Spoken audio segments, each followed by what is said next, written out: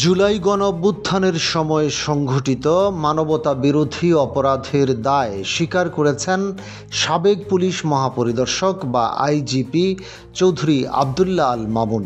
তিনি আন্তর্জাতিক অপরাধ ট্রাইব্যুনালে বলেছেন, জুলাই আগস্টে আন্দোলন চলাকালে আমাদের বিরুদ্ধে গণহত্যা সংগঠনের যে অভিযোগ আনা হয়েছে তা সত্য। এ ঘটনায় আমি নিজেকে দোষী সাব্যস্ত করছি। আমি রাজসাক্ষী হয়ে জুলাই আগস্ট আন্দোলন চলাকালে যে অপরাধ সংগঠিত হয়েছে তার বিস্তারিত আদালতে তুলে ধরতে চাই। রহস্য উন্মোচনে আদালতকে সহায়তা করতে চাই। বৃহস্পতিবার 10 জুলাই দুপুরে বিচারপতি মোহাম্মদ গোলাম মর্তুজা মজুমদারের নেতৃত্বাধীন 3 সদস্যের আন্তর্জাতিক অপরাধ ট্রাইব্যুনাল 1-এ দায় স্বীকার করে এমন বক্তব্য দেন তিনি।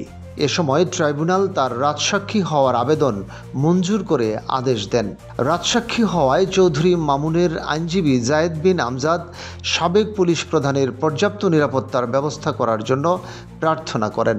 ট্রাইব্যুনাল এ বিষয়ে যথাযথ আদেশ দেবেন বলে জানান চিফ প্রসিকিউটর মোহাম্মদ তাজুল ইসলাম।